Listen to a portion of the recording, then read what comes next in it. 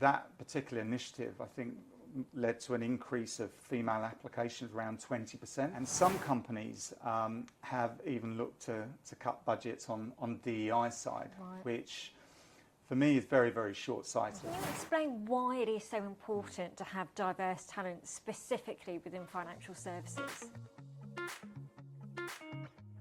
Welcome to our talent conversation around diversity, equity and inclusion initiatives and tactics. I'm here with Dan Whitehead, co-founder of Diverse Talent Network. Thanks for the intro, Rainey. So, as co-founder of DTN, my company's concerned with helping companies engage diverse talent and using some different, more innovative ways of doing so. I'm really pleased to be here today to maybe sort of talk through some of those topical issues. So, Dan, you're speaking to companies all the time within financial services, giving good advice. Can you explain why it is so important to have diverse talent specifically within financial services? Yeah. So I think it's prerogative in most industries, but certainly in financial services because it touches everyone. Financial services works for companies, of course, institutions, but it also works for all of us. We all have bank accounts, cards, and so forth. So it's absolutely important. But to answer your question, I'd say that customers demand it. So customers want to see people looking like them, thinking like them, sounding like them on the other end of the line. Or I'd say that employees increasingly demand it. Most surveys suggest that employees want to work in a more inclusive and more diverse environment.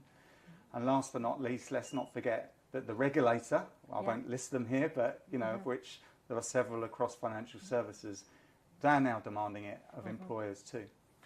And so, that's really fascinating. It's interesting to see sort of the impact from a regulation perspective. But moving on to that, have you got an example, a case study of where a brand or even a specific business has done something that's really outstanding with regards to attracting diverse talent? Yeah, there's a number of campaigns that I've seen out there, some that work better than others, and talking to different audiences or different demographics. There was one that I remember actually, it was at Zurich Insurance. This is going back in the middle of the pandemic, I think, towards the back end of 2020. And what they actually did was just include some words on every job description around flexibility. Okay. And it's as simple as that. And that particular initiative, I think, led to an increase of female applications around 20%, literally overnight. Okay. Which obviously had a real impact on outcomes as well in terms of hires. So so that would be one I would say. On top of that, though, what I would say is that there's no single campaign. Just doing that in isolation is probably not going to be enough. And I think every company needs to make sure that they're looking at every single part of their attraction strategy, right through to how they onboard people and how they retain people as well. Shameless plug time for what the great work we do at DTN. But some of our clients are using us to target specific types of people or backgrounds where they have underrepresentation in their business. And they're using us actually to go out there and build relationships and have meaningful career conversations with these people ahead of the need to hire, irrespective of the need to hire. And this is really helping that organisation or those organisations to engage these types of profiles.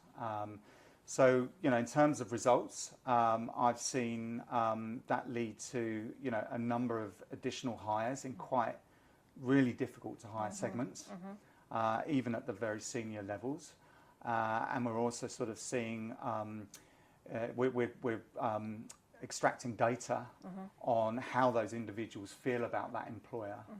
And and their likelihood of actually considering an employer like that in future, and these are all showing really positive signs too. So, you know, as an example, I'd say that's something we're doing that's having a really positive effect. Another strategy we're promoting at DTN, and we've worked with a couple of clients on, is actually doing some in-depth market research into what diverse talent wants, you know, what type of opportunities they're looking for, you know, how they think about that client's brand, and trying to sort of help shape and sort of change perceptions around that as well. But you know, what we're trying to do is just be a bit more human-centric in our approach, and actually having conversations with people and building relationships, as I said before, irrespective of the need to hire.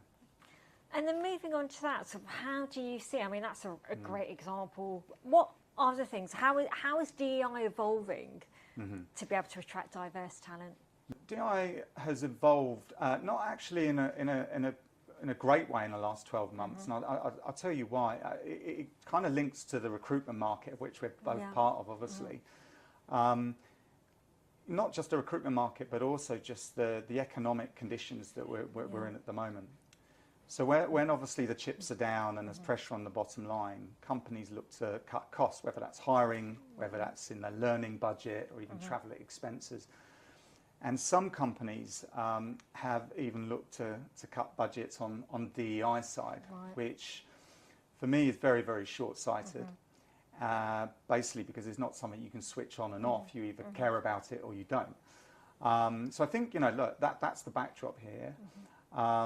But, you know, having said that, you know, there are some other things that are very specific to what's happening in the world of work right now. An example would be AI. And, you know, a lot of organisations that care about diversity, equity, inclusion are looking carefully at that, because not only can AI have an impact on the recruitment process, not always a good one, sometimes positive, but it can also have an impact just on how work gets done in an organisation, how work gets divvied up. And there's obviously quite a lot of inherent bias in AI that needs to get unbundled. So you know, that's something else being looked at. And lastly, Rainey, I'd just sort of say that I'm aware quite a few organisations are looking at setting specific targets. So rather than woolly language around what they're doing around DEI or what they need to do, they're actually setting specific targets, and that's holding leaders to account and holding organisations to account too. And in my experience, that tends to lead to positive results. That's it. Well, thank you, Dan. Thank you so much for speaking to me about DEI today. Thank you. Thanks for having me.